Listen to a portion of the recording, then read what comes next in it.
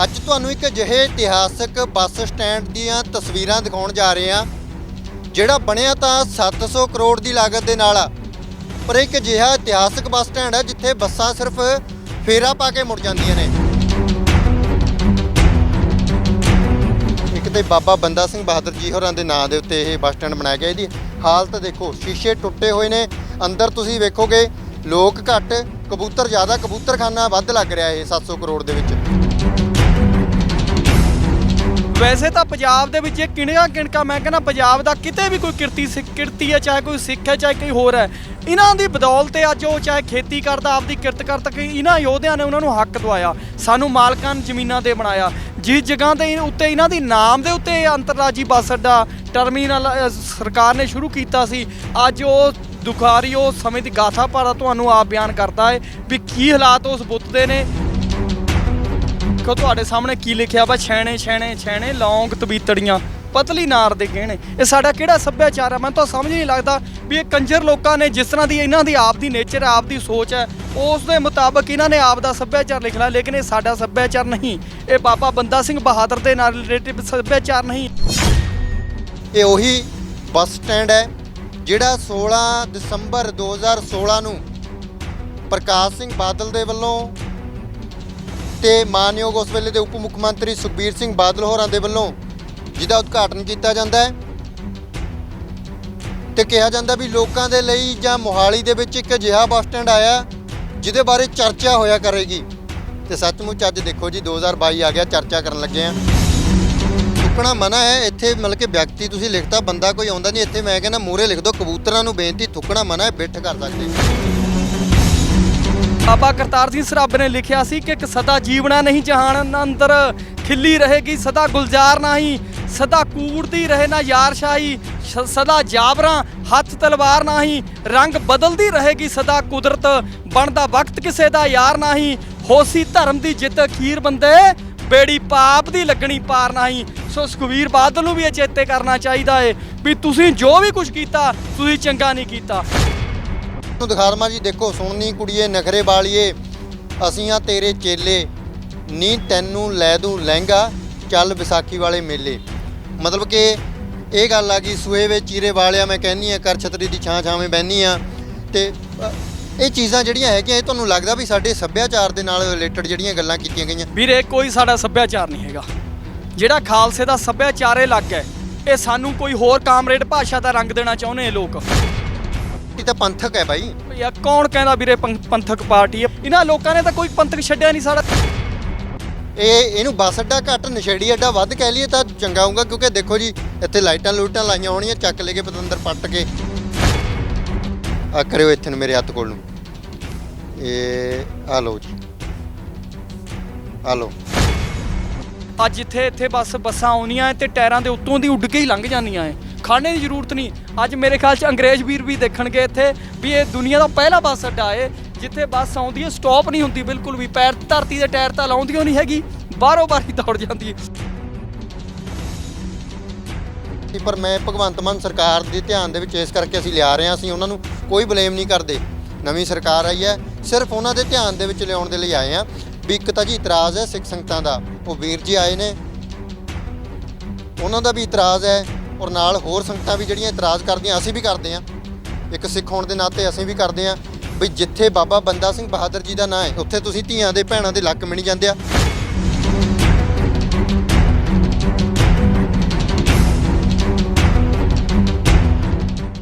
ਸਤਿ ਸ੍ਰੀ ਅਕਾਲ ਜੀ, ਤੁਸੀਂ ਪੰਜਾਬੀ ਲੋਕ ਚੈਨਲ ਵੇਖ ਰਹੇ ਹੋ। ਦਰਸ਼ਕੋ, ਅੱਜ ਤੁਹਾਨੂੰ ਇੱਕ ਅਜਿਹੇ ਇਤਿਹਾਸਕ ਬੱਸ ਸਟੈਂਡ ਦੀਆਂ ਤਸਵੀਰਾਂ ਦਿਖਾਉਣ ਜਾ ਰਹੇ ਹਾਂ ਜਿਹੜਾ ਬਣਿਆ ਤਾਂ 700 ਕਰੋੜ ਦੀ ਲਾਗਤ ਦੇ ਨਾਲ ਆ, ਪਰ ਇੱਕ ਅਜਿਹਾ ਇਤਿਹਾਸਕ ਬੱਸ ਸਟੈਂਡ ਹੈ ਜਿੱਥੇ ਬੱਸਾਂ ਸਿਰਫ ਫੇਰਾ ਪਾ ਕੇ ਮੁੜ ਜਾਂਦੀਆਂ ਨੇ। ਆਮ ਤੌਰ ਤੇ ਤੁਸੀਂ ਵੇਖਿਆ ਹੋਣਾ ਵੀ ਜਿੱਥੇ 30-40 ਲੱਖ ਦੀ ਲਾਗਤ ਵਾਲੇ ਬੱਸ ਸਟੈਂਡ ਹੈ ਉੱਥੇ ਬੱਸਾਂ ਖੜੀਆਂ ਰਹਿੰਦੀਆਂ ਨੇ, ਮਤਲਬ ਕਿ ਉਹਨੂੰ ਆਖਰੀ ਬੱਸ ਅੱਡਾ ਮੰਨਿਆ ਜਾਂਦਾ ਵੀ ਜਿੱਥੇ ਸਾਰੀਆਂ ਵੱਖ-ਵੱਖ ਬੱਸਾਂ ਆਉਂਦੀਆਂ ਨੇ। ਬਹੁਤ ਸਾਰੇ ਬੱਸ ਸਟੈਂਡ ਹੋਣਗੇ ਜਿਨ੍ਹਾਂ ਦੀ ਹਾਲਤ ਇੰਨੀ ਖਸਤਾ, ਪਰ ਇੱਕ ਅਜਿਹਾ ਇੰਟਰਨੈਸ਼ਨਲ ਬੱਸ ਸਟੈਂਡ ਹੈ ਜਿਹਨੂੰ ਮੇਰਾ ਖਿਆਲ ਅੰਗਰੇਜ਼ ਵੀ ਕਵਰ ਕਰਨ ਆਇਆ ਕਰਨਗੇ ਵੀ 700 ਕਰੋੜ ਦੇ ਨਾਲ ਬੱਸ ਫੇਰਾ ਪਾ ਕੇ ਚਲੇ ਜਾਂਦੀ ਹੈ, ਕੋਈ ਬੱਸਾਂ ਖੜ੍ਹਦੀਆਂ ਨਹੀਂ। ਤੇ ਆਪਾਂ ਬਾਈ ਗੱਲਬਾਤ ਕਰ ਰਹੇ ਹਾਂ ਬਾਬਾ ਬੰਦਾ ਸਿੰਘ ਬਹਾਦਰ ਬੱਸ ਟਰਮੀਨਲ ਦੀ। ਜੀ ਹਾਂ, ਬਾਬਾ ਬੰਦਾ ਸਿੰਘ ਬਹਾਦਰ ਅੰਤਰਰਾਜੀ ਬੱਸ ਟਰਮੀਨਲ ਇਹ ਉਹੀ ਬੱਸ ਸਟੈਂਡ ਹੈ ਜਿਹੜਾ 16 ਦਸੰਬਰ 2016 ਨੂੰ ਪ੍ਰਕਾਸ਼ ਸਿੰਘ ਬਾਦਲ ਦੇ ਵੱਲੋਂ ਤੇ ਮਾਨਯੋਗ ਉਸ ਵੇਲੇ ਦੇ ਉਪ ਮੁੱਖ ਮੰਤਰੀ ਸੁਖਬੀਰ ਸਿੰਘ ਬਾਦਲ ਹੋਰਾਂ ਦੇ ਵੱਲੋਂ ਜਿਹਦਾ ਉਦਘਾਟਨ ਕੀਤਾ ਜਾਂਦਾ ਹੈ ਤੇ ਕਿਹਾ ਜਾਂਦਾ ਵੀ ਲੋਕਾਂ ਦੇ ਲਈ ਜਾਂ ਮੋਹਾਲੀ ਦੇ ਵਿੱਚ ਇੱਕ ਅਜਿਹਾ ਬੱਸ ਸਟੈਂਡ ਆਇਆ ਜਿਹਦੇ ਬਾਰੇ ਚਰਚਾ ਹੋਇਆ ਕਰੇਗੀ। ਤੇ ਸੱਚਮੁੱਚ ਅੱਜ ਦੇਖੋ ਜੀ 2022 ਆ ਗਿਆ, ਚਰਚਾ ਕਰਨ ਲੱਗੇ ਆ। ਸੋ ਕਰਦੇ ਆ ਸ਼ੁਰੂ। ਇੱਕ ਤੇ ਬਾਬਾ ਬੰਦਾ ਸਿੰਘ ਬਹਾਦਰ ਜੀ ਹੋਰਾਂ ਦੇ ਨਾਂ ਦੇ ਉੱਤੇ ਇਹ ਬੱਸ ਸਟੈਂਡ ਬਣਾਇਆ ਗਿਆ। ਇਹਦੀ ਹਾਲਤ ਦੇਖੋ, ਸ਼ੀਸ਼ੇ ਟੁੱਟੇ ਹੋਏ ਨੇ। ਅੰਦਰ ਤੁਸੀਂ ਵੇਖੋਗੇ ਲੋਕ ਘੱਟ, ਕਬੂਤਰ ਜ਼ਿਆਦਾ, ਕਬੂਤਰਖਾਨਾ ਵੱਧ ਲੱਗ ਰਿਹਾ ਇਹ 700 ਕਰੋੜ ਦੇ ਵਿੱਚ। ਤੇ ਮੇਰੇ ਨਾਲ ਰੇਸ਼ਮ ਸਿੰਘ ਬਡਾਲੀ ਹੋਰੀ ਨੇ, ਗੱਲਬਾਤ ਕਰਦੇ ਆ। ਵਾਹਿਗੁਰੂ ਜੀ ਕਾ ਖਾਲਸਾ, ਵਾਹਿਗੁਰੂ ਜੀ ਕੀ ਫਤਿਹ। ਵੀਰ ਜੀ ਵਾਹਿਗੁਰੂ ਜੀ ਕਾ ਖਾਲਸਾ, ਵਾਹਿਗੁਰੂ ਜੀ ਕੀ ਫਤਿਹ। ਕਿਵੇਂ ਵੇਖਦੇ ਹੋ ਜੀ ਬਾਬਾ ਬੰਦਾ ਸਿੰਘ ਬਹਾਦਰ ਜੀ? ਸ਼ਾਇਦ ਇਹ ਸ਼ਾਇਦ ਕਿ ਪੰਜਾਬ ਦੇ ਵਿੱਚ ਜਿਹੜੀਆਂ ਜ਼ਮੀਨਾਂ ਬਾਬਾ ਜੀ ਹੋਰਾਂ ਦੇ ਕਰਕੇ ਸਾਨੂੰ ਮਿਲੀਆਂ ਨੇ ਤੇ ਅੱਜ ਅਸੀਂ ਉਹਨਾਂ ਦੀ ਸਰਜ਼ਮੀਨ ਤੇ ਖੜੇ ਆ, ਉਹਨਾਂ ਦੇ ਨਾਂ ਦੀ ਬੇਕਦਰੀ ਇੱਕ ਤਰ੍ਹਾਂ ਕੀਤੀ ਜਾ ਰਹੀ ਹੈ। ਵੀਰੋ ਦੇਖ ਕੇ ਰੌਣਾ ਆਉਂਦਾ ਵੀ ਜਿਨ੍ਹਾਂ ਦੇ ਰਣ ਦੇ ਵਿੱਚ ਡੁੱਲੇ ਖੂਨ ਸਦਕਾ ਸਾਡੇ ਸਿਰਾਂ ਤੇ ਦਸਤਾਰਾਂ ਸੋਹੰਦੀਆਂ ਨੇ, ਕੀ ਕਦਰ ਪਾਈ ਅਸੀਂ ਉਹਨਾਂ ਯੋਧਿਆਂ ਦੀ। ਅੱਜ ਵੀ ਆਪਣਿਆਂ ਵੱਲੋਂ ਕੀਤੀਆਂ ਹੋਈਆਂ ਬੇਖੁਆਰੀਆਂ ਯਾਦ ਆਉਂਦੀਆਂ ਨੇ। ਸੋ ਸਾਡੇ ਆਪਣਿਆਂ ਵੱਲੋਂ, ਆਪਣੀ ਸਰਕਾਰ ਵੱਲੋਂ, ਚਾਹੇ ਕੋਈ ਵੀ ਸਰਕਾਰ ਪੰਜਾਬ ਦੇ ਵਿੱਚ ਬਣੀ, ਸੋ ਸਾਡੇ ਆਪਣੇ ਲੋਕਾਂ ਵੱਲੋਂ ਬਣਾਈ ਗਈ। ਲੇਕਿਨ ਪਤਾ ਨਹੀਂ ਉਹਨਾਂ ਦੇ ਕਿਸ ਤਰ੍ਹਾਂ ਦੇ ਇਸ ਤਰ੍ਹਾਂ ਦੇ ਫੈਸਲੇ ਤਾਂ ਜਿਕਣਾ ਮਾਨਯੋਗ ਤੁਸੀਂ ਪੜ੍ਹਿਆ ਹੀ ਹੈ ਵੀ ਸੁਖਬੀਰ ਬਾਦਲ ਜੀ ਨੇ ਇੱਦਾਂ ਉਦਘਾਟਨ ਕੀਤਾ।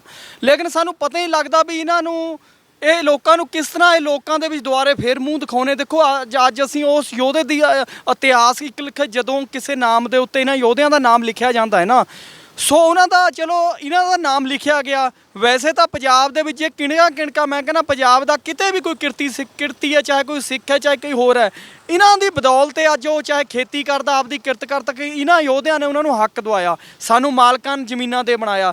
ਜਿਸ ਜਗ੍ਹਾ ਦੇ ਉੱਤੇ ਇਹਨਾਂ ਦੀ ਨਾਮ ਦੇ ਉੱਤੇ ਅੰਤਰਰਾਜੀ ਬੱਸ ਅੱਡਾ ਟਰਮੀਨਲ ਸਰਕਾਰ ਨੇ ਸ਼ੁਰੂ ਕੀਤਾ ਸੀ, ਅੱਜ ਉਹ ਦੁਖਾਰੀ ਉਹ ਸਮੇਂ ਦੀ ਗਾਥਾ ਭਾਰਾ ਤੁਹਾਨੂੰ ਆਪ ਬਿਆਨ ਕਰਦਾ ਹੈ ਵੀ ਕੀ ਹਾਲਾਤ ਉਸ ਬੁੱਤ ਦੇ ਨੇ, ਕਿਸ ਤਰ੍ਹਾਂ ਦਾ ਇੱਥੇ ਕਲਚਰ ਲਿਖਿਆ ਵਾ ਹੈ, ਕਿ ਵਾਕਈ ਸਿੰਘਾਂ ਸ਼ਹੀਦਾਂ ਦੀਆਂ ਗਾਥਾਵਾਂ ਨੇ ਜੋ ਲਿਖੀਆਂ ਵੀਆਂ ਨੇ। ਤੁਸੀਂ ਦੇਖੋ ਕੀ ਲਿਖਿਆ ਵਾ।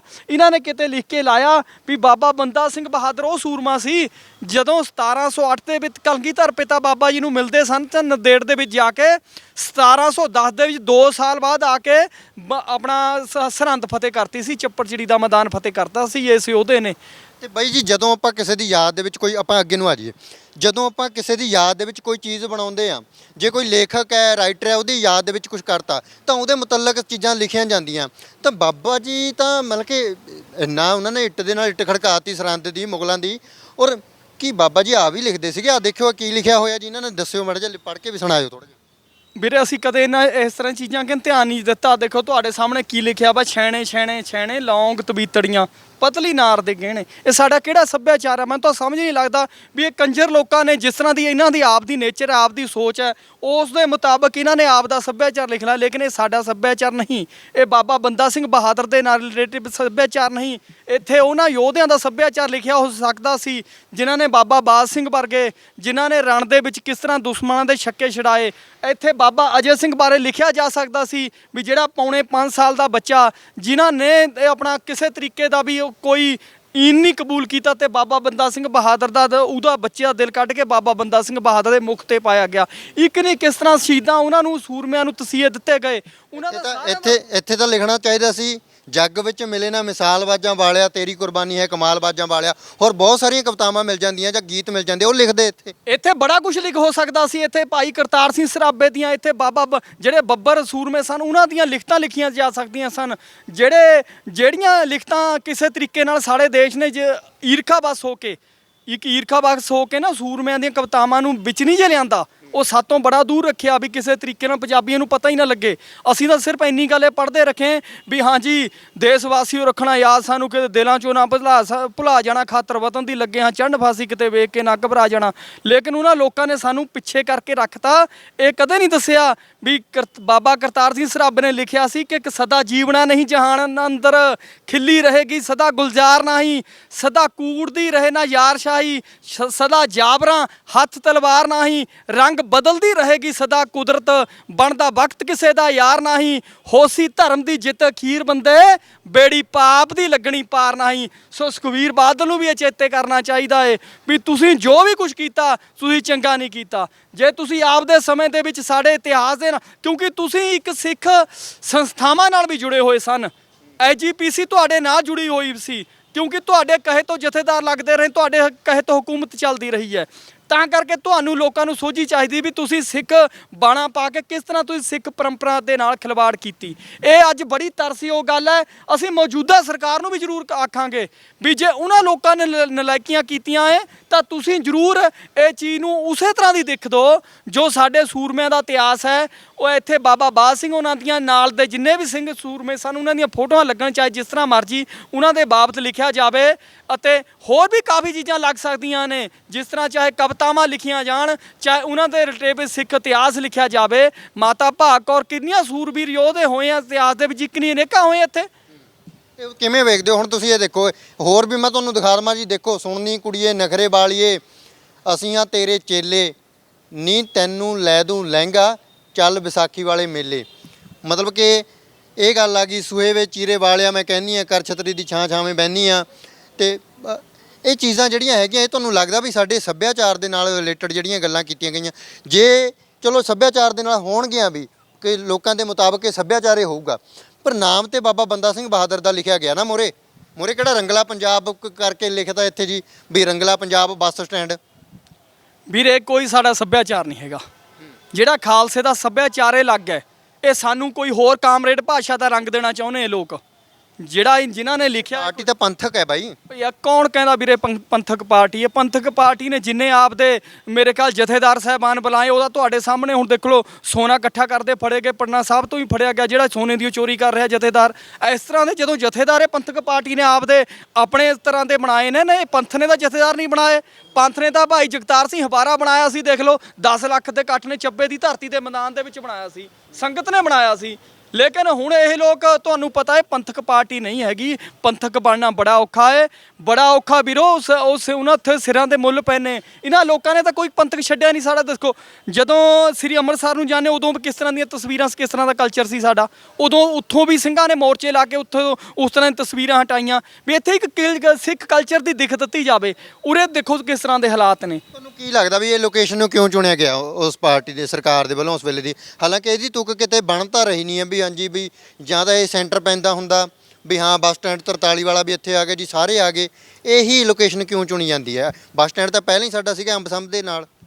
ਦੇਖੋ ਜੀ, ਇਹ ਤਾਂ ਸਾਨੂੰ ਵੀ ਸਮਝ ਨਹੀਂ ਆਉਂਦੀ ਵੀ ਇਹਦੇ ਵਿੱਚ ਕਿੰਨਾ ਘਪਲੇ ਹੋਏ। ਦੇਖੋ ਇਹ ਕਹਿੰਦੇ ਵੀ 700 ਕਰੋੜ ਦੇ ਲਾਗਤ ਆਈ ਇਹਦੇ ਉੱਤੇ, ਸਾਨੂੰ ਪਤਾ ਨਹੀਂ ਲੱਗ ਰਿਹਾ ਵੀ 700 ਕਰੋੜ ਦੀ ਲਾਗਤ ਕਿਸ ਤਰ੍ਹਾਂ ਆਈ, ਕਿੰਨੇ ਇਹਦੇ ਵਿੱਚ ਘਪਲੇ ਹੋਏ, ਸਰਕਾਰ ਨੇ ਆਪਣੇ ਕਿੰਨੇ ਕਮਿਸ਼ਨ ਰੱਖੇ। ਇਹ ਤਾਂ ਦੱਸਣ ਵਾਲੇ ਦੱਸ ਰਹੇ ਵੀ ਉਹਨਾਂ ਦਾ ਆਪਣਾ ਸੁਖਬੀਰ ਜੀ ਦਾ ਦਫ਼ਤਰ ਵੀ ਕੋਈ ਨੇੜੇ ਹੀ ਸੀ ਇੱਥੇ, ਉਹਨਾਂ ਦੀ ਕੰਪਨੀ ਦਾ, ਤੇ ਉਹਨਾਂ ਦਾ ਕੰਪਨੀ ਦਾ ਹੀ ਇੱਥੇ ਪ੍ਰੋਜੈਕਟ ਸੀ ਸਾਰਾ ਹੀ। ਇਹਦਾ ਬਾਰੇ ਆਪਾਂ ਨਹੀਂ, ਕਿਉਂਕਿ ਜਦੋਂ ਜੜ ਤੱਕ ਨਹੀਂ ਅਸੀਂ ਜਾਂਦੇ, ਇਹਦੇ ਬਾਰੇ ਪੂਰੀ ਪੈਰਵਾਈ ਕਰਕੇ ਪਤਾ ਕਰਕੇ ਤਾਂ ਕਰ ਸਕਦੇ ਹਾਂ ਵੀ ਅਸੀਂ ਹਾਂ। ਕਿਉਂਕਿ ਲੇਕਿਨ ਇਹਨਾਂ ਦੇ ਕਿਤੇ ਨਾ ਕਿਤੇ ਲੀਡਰਾਂ ਦੀ ਲਾਲਸਾ ਹੋਰ ਹੁੰਦੀ ਹੈ। ਇਹ ਬਣਾ ਕੇ ਆਪ ਦਾ ਨਾਮ ਦੇ ਕੇ ਚਲੇ ਜਾਂਦੇ ਵੀ ਹਾਂਜੀ, ਇਹ ਸੋਚਦੇ ਨਹੀਂ ਅਸੀਂ ਜਿਸ ਧਰੋਹਰ ਨੂੰ ਬਣਾ ਰਹੇ ਹਾਂ, ਜਿਸ ਇੱਕ ਜਗ੍ਹਾ ਨੂੰ ਨਾਮ ਦੇ ਰਹੇ ਹਾਂ, ਉਸ ਸੂਰਬੀਰ ਯੋਧੇ ਦਾ ਨਾਮ ਦੇ ਰਹੇ ਹਾਂ। ਬਾਬਾ ਬੰਦਾ ਸਿੰਘ ਬਹਾਦਰ ਕੋਈ ਆਮ ਸ਼ਖਸੀਅਤ ਨਹੀਂ ਸੀ। ਉਹ ਕਲਗੀਧਰ ਪਿਤਾ ਦਾ ਉਹ ਥਾਪੜਾ ਲੈ ਕੇ ਤੁਰਿਆ ਸੀ ਤੇ ਮਹਾਰਾਜ ਕਲਗੀਧਰ ਪਿਤਾ ਦਾ ਹੀ ਰੂਪ ਹੋ ਗਿਆ ਸੀ, ਕਿਤੇ ਆਮ ਸ਼ਖਸੀਅਤ ਨਹੀਂ ਸੀ। 8 ਸਿਰਫ ਕਲਗੀਧਰ ਪਿਤਾ ਤੋਂ 1708 ਦੇ ਵਿੱਚ ਮਿਲਦੇ ਨੇ, 1716 ਦੇ ਵਿੱਚ ਉਹਨਾਂ ਦੀ ਸ਼ਹਾਦਤ ਹੁੰਦੀ ਹੈ। ਸਿਰਫ 8 ਸਾਲ ਬਾਅਦ ਚੋਂ ਵਿਚਰੇ ਨੇ, ਲੇਕਿਨ ਜਿੰਨਾ ਚਿਰ ਵਿਚਰੇ ਉਹਨਾਂ ਨੇ ਕੱਦ ਇੰਨੀ ਉੱਚੀ ਲੈ ਕੇ ਗਏ। ਉਹ ਖਾਲਸੇ ਦਾ ਰਾਜ ਜਿਹੜਾ ਪਹਿਲਾ ਬਾਬਾ ਬੰਦਾ ਸਿੰਘ ਬਹਾਦਰ ਨੇ ਕਾਇਮ ਕੀਤਾ।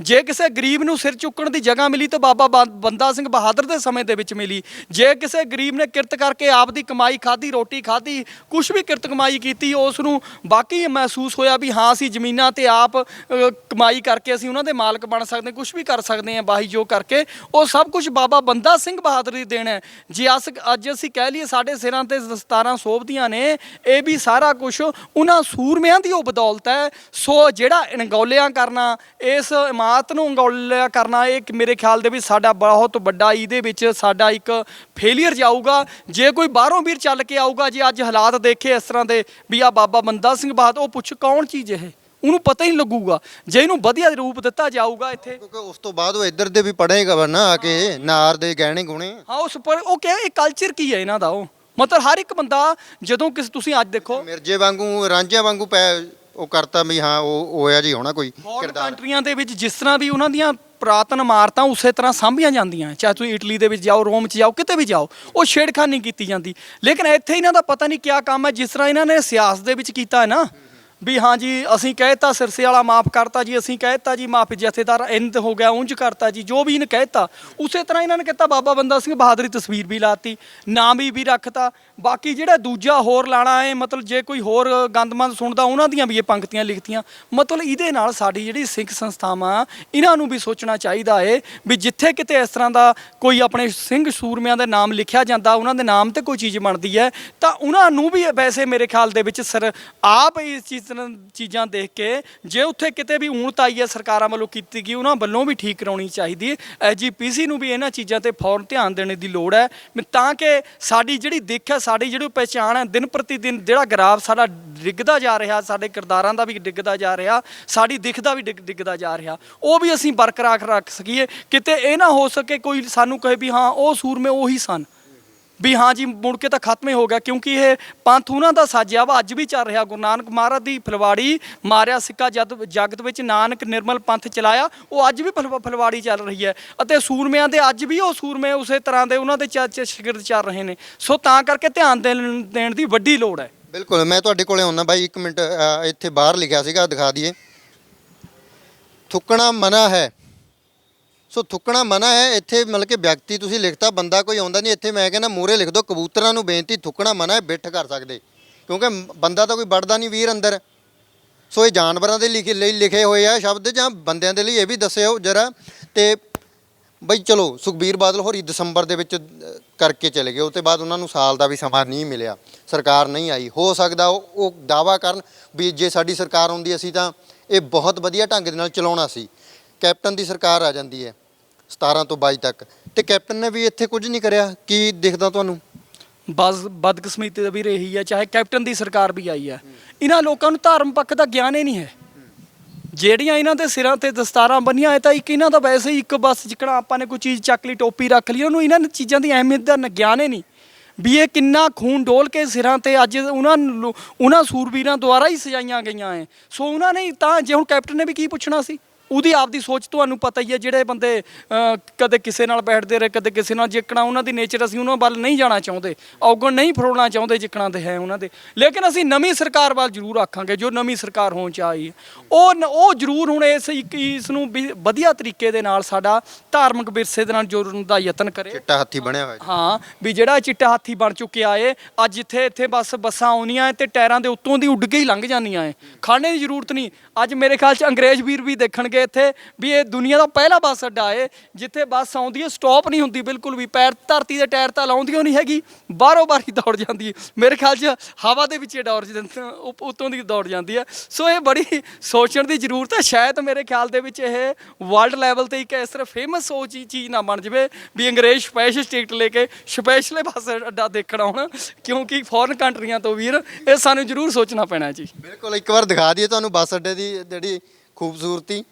ਇਹਨੂੰ ਬੱਸ ਅੱਡਾ ਘੱਟ ਨਸ਼ੇੜੀ ਅੱਡਾ ਵੱਧ ਕਹਿ ਲਈਏ ਤਾਂ ਚੰਗਾ ਹੋਊਗਾ, ਕਿਉਂਕਿ ਦੇਖੋ ਜੀ ਇੱਥੇ ਲਾਈਟਾਂ ਲਾਈਆਂ ਹੋਣੀਆਂ, ਚੱਕ ਲੈ ਕੇ ਪਤੰਦਰ ਪੱਟ ਕੇ ਪੱਟੀਆਂ ਹੋਈਆਂ ਤਾਰਾਂ, ਕੋਈ ਲਾਈਟ ਨਹੀਂ ਦਿਖਦੀ, ਕੋਈ ਕੁਛ ਨਹੀਂ।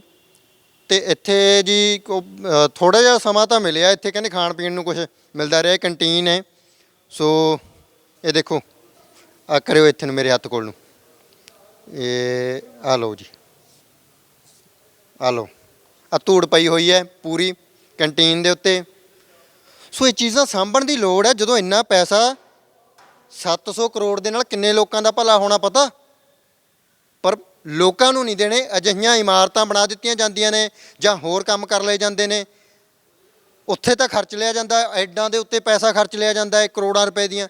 ਯਾਰ ਐਡ ਦੇਣੇ ਦੀ ਲੋੜ ਹੀ ਨਾ ਪਵੇ, ਜਦੋਂ ਤੁਸੀਂ ਕੰਮ ਸਹੀ ਕਰਨੇ ਸਾਰਿਆਂ ਨੇ ਖੁਸ਼ ਹੋਣਾ, ਐਡ ਦੇਣ ਦੀ ਕਿਉਂ ਲੋੜ ਪੈਣੀ ਹੈ? ਕੰਮ ਕੋਈ ਡੱਕਾ ਤੋੜਨਾ ਨਹੀਂ, ਆਪਾਂ ਨੇ ਐਡਾਂ ਕਰੀ ਜਾਣੀਆਂ। ਤੇ ਦੇਖੋ ਜੀ ਇਹਨਾਂ ਦਰਵਾਜ਼ਿਆਂ ਦੇ ਵਿੱਚੋਂ ਐਂਟਰ ਹੋਣਾ ਸੀ VIP ਪੂਰੇ, ਮਤਲਬ ਕਿ ਇਹਦਾ ਪੂਰਾ ਇਹਦਾ ਸੁਰੱਖਿਆ ਦੇ ਪ੍ਰਬੰਧ ਸੀਗੇ ਪੂਰੇ। ਤੇ ਆਹ ਦੇਖੋ ਜੀ ਮਸ਼ੀਨ, ਇਹ ਬੋਲਣੀ ਵੀ ਸੀ ਅੱਜ, ਪਰ ਇਹ ਹੁਣ ਕੀ ਕਹੀਏ, ਇਹਦਾ ਜਾਲੇ ਜੁਲੇ ਲੱਗੇ ਹੋਏ ਆ, ਬਿੱਠਾਂ ਕੀਤੀਆਂ ਹੋਈਆਂ ਨੇ ਕਬੂਤਰਾਂ ਨੇ, ਨਜ਼ਾਰੇ ਲੈਂਦੇ ਕਬੂਤਰ ਇੱਥੇ। ਸੋ ਇਹ ਦੇਖ ਸਕਦੇ ਹੋ ਤੁਸੀਂ ਕਿੰਨਾ ਵੱਡਾ ਬੱਸ ਸਟੈਂਡ ਸੀਗਾ, ਪਰ ਅੱਜ ਇਸ ਬੱਸ ਸਟੈਂਡ ਦੀ ਹਿਫਾਜ਼ਤ ਦੇ ਲਈ ਕੋਈ ਸਿਕਿਉਰਿਟੀ ਗਾਰਡ ਵੀ ਨਜ਼ਰ ਨਹੀਂ ਆ ਰਿਹਾ। ਸਾਨੂੰ ਤਾਂ ਕੋਈ ਇੱਥੇ ਕਹਿ ਪੁੱਛਣ ਨਹੀਂ ਆਇਆ ਕੀ ਕਰ ਰਹੇ ਹੋ ਕੀ ਨਹੀਂ, ਕੋਈ ਨਹੀਂ ਹੈਗਾ ਇੱਥੇ। ਜੇ ਬੱਸਾਂ ਦੀ ਗੱਲ ਕਰੀਏ ਤਾਂ ਇਹ ਤਾਂ ਖਚਾ ਖਚ ਭਰਿਆ ਹੋਣਾ ਚਾਹੀਦਾ ਸੀਗਾ ਇੱਥੇ, ਪਰ ਆ ਰੋਡਵੇਜ਼ ਦੀ ਲਾਰੀ ਖੜੀ ਆ ਇੱਕ ਚੰਡੀਗੜ੍ਹ 43 ਸੈਕਟਰ ਦੀ, ਇਹ ਵੀ ਵਿਚਾਰੀ ਕਿਤੇ ਖਰਾਬ ਹੀ ਨਾ ਹੋਵੇ, ਕਿਉਂਕਿ ਸਾਨੂੰ ਪਤਾ ਲੱਗਿਆ, ਉਹ ਵੀਰ ਨੇ ਦੱਸਿਆ ਸਾਨੂੰ, ਉਹ 2 ਬੱਸਾਂ ਕਹਿੰਦੇ ਜਿਹੜੀਆਂ ਖੜੀਆਂ ਉਹ ਤੇ ਖਰਾਬ ਹੀ ਖੜੀਆਂ ਨੇ। ਉਹ ਪਿਛਲੀ ਨੀਲੀ ਦਾ ਪਤਾ ਨਹੀਂ ਹੈਗਾ, ਉਹ 2 ਬੱਸਾਂ ਖਰਾਬ ਖੜੀਆਂ ਨੇ। ਸੋ ਟੋਟਲ 4 ਬੱਸਾਂ ਨੇ ਇੱਥੇ, ਪਰ ਇੱਥੇ ਤਾਂ ਬੱਸਾਂ ਦੀ ਲਾਈਨ ਲੱਗੀ ਹੋਣੀ ਚਾਹੀਦੀ ਸੀ। ਇੱਥੇ ਯਾਤਰੀ ਰੌਣਕ ਮੇਲਾ ਪੂਰਾ ਚਾਹੀਦਾ ਸੀਗਾ, ਯਾਤਰੀ ਹੋਣੇ ਚਾਹੀਦੇ ਸੀ। ਪਰ ਮੈਂ ਭਗਵੰਤ ਮਾਨ ਸਰਕਾਰ ਦੇ ਧਿਆਨ ਦੇ ਵਿੱਚ ਇਸ ਕਰਕੇ ਅਸੀਂ ਲਿਆ ਰਹੇ ਹਾਂ, ਅਸੀਂ ਉਹਨਾਂ ਨੂੰ ਕੋਈ ਬਲੇਮ ਨਹੀਂ ਕਰਦੇ। ਨਵੀਂ ਸਰਕਾਰ ਆਈ ਹੈ, ਸਿਰਫ ਉਹਨਾਂ ਦੇ ਧਿਆਨ ਦੇ ਵਿੱਚ ਲਿਆਉਣ ਦੇ ਲਈ ਆਏ ਹਾਂ ਵੀ ਇੱਕ ਤਾਂ ਜੀ ਇਤਰਾਜ਼ ਹੈ ਸਿੱਖ ਸੰਗਤਾਂ ਦਾ, ਉਹ ਵੀਰ ਜੀ ਆਏ ਨੇ, ਉਹਨਾਂ ਦਾ ਵੀ ਇਤਰਾਜ਼ ਹੈ, ਔਰ ਨਾਲ ਹੋਰ ਸੰਗਤਾਂ ਵੀ ਜਿਹੜੀਆਂ ਇਤਰਾਜ਼ ਕਰਦੀਆਂ, ਅਸੀਂ ਵੀ ਕਰਦੇ ਹਾਂ। ਇੱਕ ਸਿੱਖ ਹੋਣ ਦੇ ਨਾਤੇ ਅਸੀਂ ਵੀ ਕਰਦੇ ਹਾਂ ਵੀ ਜਿੱਥੇ ਬਾਬਾ ਬੰਦਾ ਸਿੰਘ ਬਹਾਦਰ ਜੀ ਦਾ ਨਾਂ ਹੈ, ਉੱਥੇ ਤੁਸੀਂ ਧੀਆਂ ਦੇ ਭੈਣਾਂ ਦੇ ਲੱਕ ਮਿਣੀ ਜਾਂਦੇ ਆ। ਇੱਥੇ ਪੱਤ ਜਿਹਨਾਂ ਦੀ ਰੁਲਦੀ ਸੀ ਉਹਨਾਂ ਦੇ ਬਚਾਉਂਦੇ ਸੀਗੇ। ਬਾਰੀ ਬਰਸੀ ਖੱਟਣ ਗਿਆ ਸੀ, ਖੱਟ ਕੇ ਲਿਆਂਦੀ ਥਾਲੀ, ਉਹ ਕੈਂਠੇ ਵਾਲਾ ਤਿਲਕ ਗਿਆ, ਪਾਣੀ ਡੋਲ ਗਈ ਝਾਂਜਰਾਂ ਵਾਲੀ। ਵਾਹ ਜੀ ਵਾਹ। ਤੇ ਤੇਰੇ ਜਿਹੇ ਨੂੰ ਵੀ ਮੈਂ ਟਿੱਚ ਨਾ ਜਾਣਦੀ, ਤੇਰਾ ਮੇਰਾ ਬਣਦਾ ਨਾ ਮੇਚ ਮੁੰਡਿਆ, ਤੈਨੂੰ ਮੋਗੇ ਦੀ ਮੰਡੀ 'ਚ ਆਵਾਂ ਵੇਚ ਮੁੰਡਿਆ ਵਾ। ਜੇ ਮੁੰਡਿਆ ਮੇਰੀ ਤੋਰ ਤੂੰ ਵੇਖਣੀ, ਸੂਟ ਸਵਾਦ ਦੇ ਫਿੱਟ ਮੁੰਡਿਆ, ਮੇਰੀ ਨੱਚਦੀ ਦੀ ਫੋਟੋ ਖਿੱਚ ਮੁੰਡਿਆ। ਬਾਕੀ ਕਹਿੰਦੇ ਸਾਨੂੰ ਤਾਂ ਰੋਣਾ ਆਉਂਦਾ ਵੀਰੇ ਦੇਖ ਕੇ ਹਾਲਾਤ, ਸਾਨੂੰ ਇਹ ਪੜ੍ਹ ਕੇ ਕੋਈ ਖੁਸ਼ੀ ਨਹੀਂ ਹੋ ਰਹੀ, ਸਾਨੂੰ ਰੋਣਾ ਆਉਂਦਾ ਏ ਵੀ ਇਹ ਸਾਡੇ ਮੱਥੇ ਤੇ ਕਲੰਕ ਆ। ਅਸੀਂ ਜੇ ਦਸਤਾਰ ਵਾਲੇ ਸਾਡੇ ਸਾਹਮਣੇ ਕੋਈ ਸਾਨੂੰ ਦੇਖੇ ਜਾਂ ਸਾਨੂੰ ਕੁਐਸਚਨ ਕਰੇ, ਸਾਡੇ ਕੋਲ ਕੋਈ ਜਵਾਬ ਨਹੀਂ ਹੋਣਾ ਸਾਹਮਣੇ ਇਸ ਚੀਜ਼ ਦਾ। ਬਈ ਇੱਥੇ ਊੜੇ ਆੜੇ ਦਾ ਲਿਖ ਦਿੰਦੇ, ਊੜੇ ਆੜੇ ਦੀ 35 ਲਿਖਦੇ, ਹੋਰ ਬਹੁਤ ਸੀਗੀਆਂ ਵੀ ਲਿਖ ਸਕਦੇ ਆ। ਇਤਿਹਾਸ ਦੇ ਵਿੱਚ ਬਾਬਾ ਬੰਦਾ ਸਿੰਘ ਬਹਾਦਰ ਜੀ, ਭਾਈ ਮਨੀ ਸਿੰਘ ਜੀ, ਭਾਈ ਤਾਰੂ ਸਿੰਘ ਜੀ, ਮੇਰੇ ਖਿਆਲ 'ਚ ਇਤਿਹਾਸ ਤਾਂ ਸਾਡੇ ਇੱਕ ਹੀ ਕਿਣਕਾ ਭਰਿਆ ਪਿਆ ਹੈ। ਇਹ ਮਤਲਬ ਕਿ ਪ੍ਰੇਰਿਤ ਕੀਤਾ ਗਿਆ ਵੀ ਅੰਦਰ ਜਿਹੜੀਆਂ ਧੀਆਂ ਭੈਣਾਂ ਆਉਂਗੀਆਂ ਉਹਨਾਂ ਨਾਲ ਛੇੜਖਾਨੀਆਂ ਕਰੋ ਆ ਪੜ੍ਹ ਕੇ। ਬਸ ਇਹੀ ਤੁਸੀਂ ਦੇਖ ਸਕਦੇ ਆ ਵੀ ਜਿਸ ਤਰ੍ਹਾਂ ਦੀ ਕਿਸੇ ਨੇਚਰ ਹੈ ਨਾ, ਉਸ ਤਰ੍ਹਾਂ ਦਾ ਉਹਨੂੰ ਕਲਚਰ ਉਹੀ ਚੀਜ਼ ਚੰਗਾ ਲੱਗਦੀ ਹੈ। ਜਿਸ ਤਰ੍ਹਾਂ ਦੀ ਵੀ ਕਿਸੇ ਨੇਚਰ ਹੈ, ਤੁਹਾਨੂੰ ਉਸ ਸਮੇਂ ਦੀਆਂ ਸਰਕਾਰਾਂ ਤੋਂ ਤੁਸੀਂ ਇਹ ਚੀਜ਼ ਦੇਖ ਸਕਦੇ ਹੋ ਵੀ ਕਿੰਨੇ ਕੁ ਲੋਕ ਧਰਮੀ ਸਨ। ਜੇ ਉਹਨੂੰ ਧਰਮ ਦੇ ਅਕੀਦੇ ਦਾ ਪਤਾ ਹੁੰਦਾ ਤਾਂ ਬਿਲਕੁਲ ਵੀ ਇਸ ਤਰ੍ਹਾਂ ਦੀ ਚੀਜ਼ ਨਾ ਕਰਦੇ, ਜਿਸ ਦੇ ਨਾਲ ਜਿਹਨੂੰ ਅੱਜ ਦੇਖਣ ਦੇ ਨਾਲ, ਪੜ੍ਹਨ ਦੇ ਨਾਲ ਹਰ ਇੱਕ ਸਿੱਖ ਦਾ, ਹਰ ਇਨਸਾਨ ਦਾ ਇੱਕ ਜਿਹੜੇ ਕੋਈ ਇੱਜ਼ਤਦਾਰ ਹੈ, ਕੋਈ ਮਨੁੱਖ ਆ, ਉਹਦਾ ਸਿਰ ਨੀਵਾਂ ਹੁੰਦਾ। ਸੋ ਅੱਜ ਉਹ ਸਿਰ ਨੀਵਾਂ ਹੋ ਰਿਹਾ ਹੈ, ਕਿਉਂਕਿ ਇੱਕ ਪਾਸੇ ਬਾਬਾ ਬੰਦਾ ਸਿੰਘ ਬਹਾਦਰ ਉਹ ਸੂਰਮਾ ਹੈ ਜਿਨ੍ਹਾਂ ਦੀ ਆਪਾਂ ਗਾਥਾ ਪੜ੍ਹਦੇ ਮੇਰੇ ਖਿਆਲ 'ਚ ਇਤਿਹਾਸ ਮੁੱਕ ਜਾਂਦੇ ਆ। ਇਤਿਹਾਸ ਦੇ ਵਿੱਚ ਕੋਈ ਉਹ ਸਮਾਂ ਤੁਸੀਂ ਯਾਦ ਕਰੋ ਇਤਿਹਾਸ ਨੂੰ ਕਿੱਧਰੋਂ ਸ਼ੁਰੂ ਕਰੋਗੇ, ਕਿਉਂਕਿ 750 ਸਿੱਖ ਸਨ ਬਾਬਾ ਬੰਦਾ ਸਿੰਘ ਬਹਾਦਰ ਦੇ ਨਾਲ। ਜਦੋਂ ਇਹਨਾਂ ਨੂੰ ਸ਼ਹੀਦ ਕਰਨ ਤੋਂ ਪਹਿਲਾਂ ਉਹਨਾਂ ਨੇ 100 ਕਰਕੇ ਨਿੱਤ ਉਹਨਾਂ ਨੂੰ ਸ਼ਹੀਦ ਕੀਤਾ ਗਿਆ, ਤੇ ਇੱਕ ਵੀ ਗੁਰੂ ਕੇ ਭਾਣੇ ਅਕੀਦੇ ਤੋਂ ਨਹੀਂ ਡੋਲਿਆ। ਭੁੱਖਣ ਭਾਣੇ ਰੱਖ ਕੇ ਦੇਖੇ, 100 ਸਿੰਘ ਦਾ ਹਰ ਰੋਜ਼ ਸਿਰ ਕਲਮ ਕੀਤਾ ਜਾਂਦਾ ਸੀ। ਜਿਸ ਸਿੰਘ ਦੀ ਮਾਂ ਗਈ ਸੀ ਨਾ, ਮਾਂ ਇੱਧਰ ਤਰਨਤਾਰਨ ਸਾਹਿਬ ਤੋਂ ਉੱਠ ਕੇ ਵੀ ਹਾਂ ਮੇਰਾ ਸਿੰਘ ਸਿੱਖ ਨਹੀਂ ਹੈਗਾ, ਉਹਨੇ ਵੀ ਕਬੂਲ ਨਹੀਂ ਕੀਤਾ ਵੀ ਮੈਂ ਸਿੱਖ ਨਹੀਂ ਹੈ, ਉਹ ਵੀ ਕਹਿੰਦਾ ਮੈਂ ਸਿੱਖ ਸੀ। ਸੋ ਐਡਾ ਉਹਨਾਂ 'ਚ ਸਬਰ ਸੀ, ਐਡਾ ਜਬਰ ਸੀ, ਐਡੇ ਕਿ ਅਸੀਂ ਕੀ ਉਹਨਾਂ ਦੀ ਕੀ ਮਤਲਬ ਉਹਨਾਂ ਦੀ ਸ਼ਹਾਦਤ ਦਾ ਕੀ ਮੁੱਲ ਪਾ ਰਹੇ ਹਾਂ। ਪਰ ਇਤਿਹਾਸ ਪੂਰਾ ਲਿਖਿਆ ਹੋਇਆ ਇਹਨਾਂ ਨੇ। ਉਹ ਇਤਿਹਾਸ ਪੂਰਾ ਲਿਖਿਆ ਵਾ, ਲਿਖਾਉਣੇ ਨੂੰ ਲਿਖਤਾ ਨਾ ਕਿਸੇ ਨੂੰ, ਜਿਸ ਤਰ੍ਹਾਂ ਕਹਿਤਾ ਕਿਸੇ ਨੂੰ ਵੀ ਹਾਂ ਜੀ ਇਤਿਹਾਸ ਲਿਖਤਾ ਹੈ। ਇਤਿਹਾਸ ਵੀ ਨਾ ਲੋਕਾਂ ਨੂੰ ਤੁਸੀਂ ਦੇਖੋ ਜੀ, ਬਾਬਾ ਬੰਦਾ ਸਿੰਘ ਬਹਾਦਰ ਦਾ ਰਜੌਰੀ ਦੇ ਵਿੱਚ ਕਸ਼ਮੀਰ ਦੇ ਵਿੱਚ ਜਨਮ ਹੋਇਆ, ਲਛਮਣ ਦੇ ਬਾਬਾ ਜੀ ਦਾ ਨਾਮ ਜਿਹੜਾ ਉਹ ਰੱਖਦਾ, ਜੋ ਇੱਕ ਪਰੰਪਰਾ ਬਣ ਚੁੱਕੀ ਹੈ ਨਾ, ਉਹ ਲਿਖਤਾ। ਲੇਕਿਨ ਇਹ ਤਾਂ ਨਹੀਂ ਲਿਖਿਆ ਬਾਬਾ ਬੰਦਾ ਸਿੰਘ ਬਹਾਦਰ ਇਹਦੇ ਵਿੱਚ ਲਿਖਿਆ ਵਾ ਵੀ ਹਾਂ ਜਦੋਂ ਉਹਨਾਂ ਨੇ 3 ਜਗ੍ਹਾ ਬਦਲੇ, ਪਾਕਿਸਤਾਨ 'ਚ ਵੀ ਗਏ, ਉਹ ਜਗ੍ਹਾ ਦੇ ਵਿੱਚ ਉਹਨਾਂ ਨੇ ਬਦਲ ਲਏ। ਜਦੋਂ ਮਨ ਨੂੰ ਅਲੱਗ-ਅਲੱਗ ਤਸਵੀਰਾਂ ਹੁੰਦੀਆਂ ਉਹਨਾਂ ਦੀਆਂ, ਅਲੱਗ-ਅਲੱਗ ਥਾਵਾਂ ਤੇ ਜਾਂਦਿਆਂ ਦੀਆਂ, ਕਿਵੇਂ ਕਿ ਚੱਪੜ ਚਿੜੀ ਦੇ ਜੰਗ ਦਾ ਵਰਣਨ ਹੁੰਦਾ ਇੱਥੇ। ਸਾਰਾ ਕੁਝ ਨਕਸ਼ਾ ਲਿਖ ਸਕਦੇ ਸੀ, ਇੱਕ ਇਤਿਹਾਸ ਨਹੀਂ ਨਾ। ਚਾਹੇ ਸਮਾਣੇ ਸੋਧਿਆ, ਸਮਾਣੇ ਤੇ ਉਹਨਾਂ ਨੂੰ ਜ਼ਾਲਮਾਂ ਨੂੰ ਸੋਧਿਆ ਬਾਬਾ ਬੰਦਾ ਸਿੰਘ ਬਹਾਦਰ ਨੇ, ਚੱਪੜ ਚਿੜੀ ਦੀ ਸੰਢੌਰੇ ਦਾ ਮੈਦਾਨ, ਪੀਰ ਬੁੱਧੂ ਸ਼ਾਹ ਜੀ ਦੇ ਜਿਹੜੇ ਹਥਿਆਰੇ ਤੇ ਉਹਨਾਂ ਨੂੰ ਸੋਧਿਆ। ਕਿਤੇ ਆਮ ਗੱਲ ਨਹੀਂ ਸੀ ਨਾ।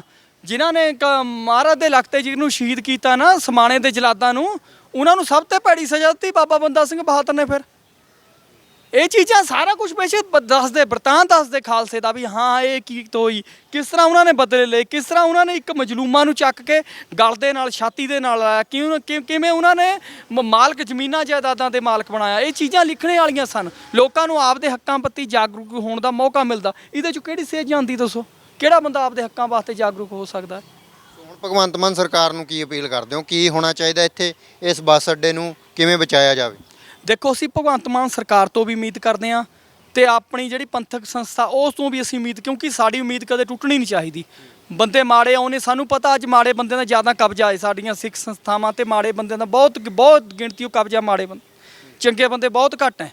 ਸੋ ਅਸੀਂ ਉਹਨਾਂ ਤੋਂ ਵੀ ਉਮੀਦ ਰੱਖਾਂਗੇ ਵੀ ਦੇਖੋ ਆਪਾਂ ਨੇ ਸਭ ਨੇ ਪਰਮੇਸ਼ਰ ਨੂੰ ਜਾਣ ਦੇਣੀ ਹੈ, ਇੱਕ ਨਾ ਇੱਕ ਦਿਨ ਸਭ ਨੇ ਚੱਲ ਜਾਣਾ, ਇੱਕ ਨਾ ਇੱਕ ਦਿਨ ਸਭ ਨੇ ਸੰਸਾਰ ਤੋਂ ਤੁਰ ਜਾਣਾ।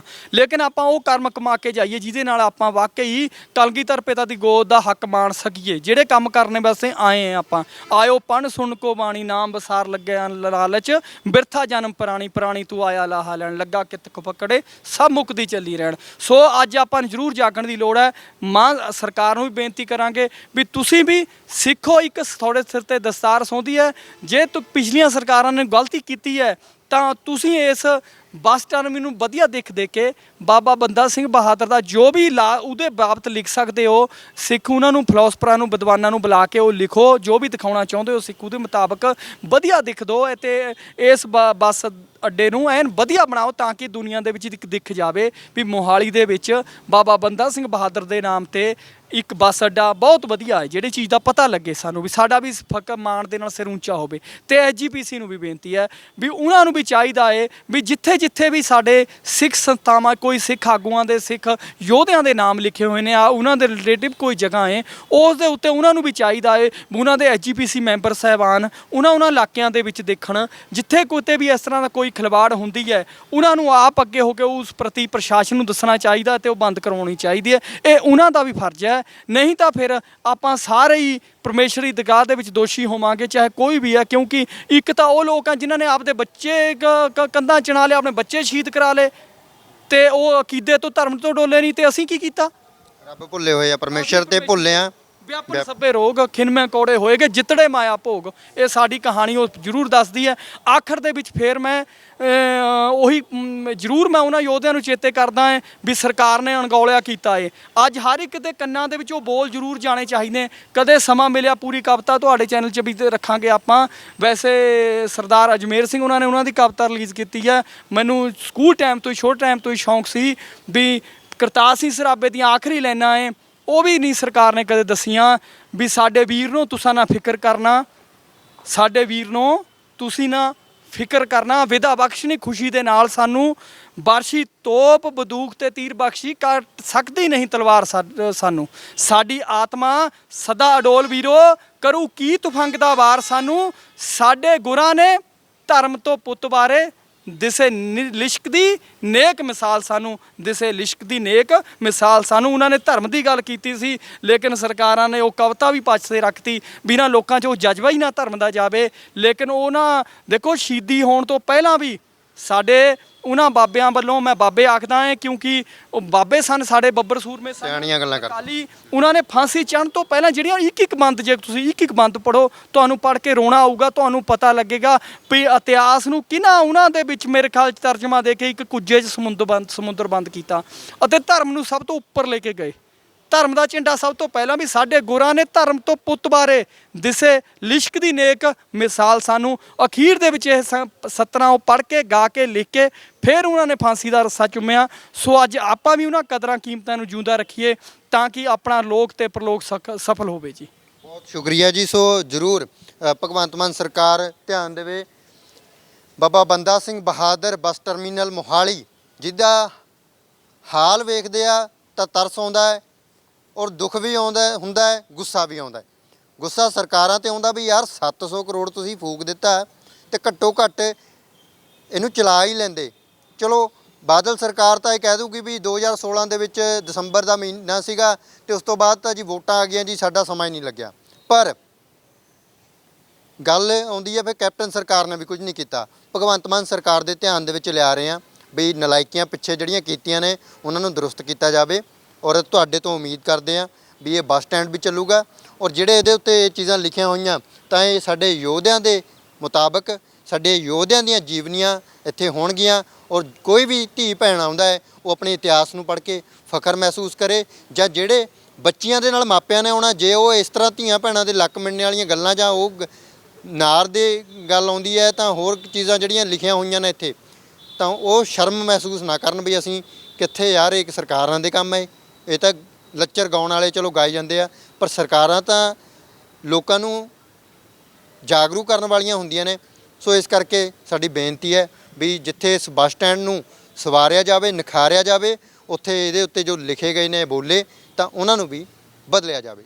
ਸਿਮਰਨਜੀਤ ਸਿੰਘ ਢਿੱਲੋਂ ਦੇ ਨਾਲ ਜਗਦੀਪ ਸਿੰਘ ਥਲੀ, ਪੰਜਾਬੀ ਲੋਕ ਚੈਨਲ, ਮੋਹਾਲੀ।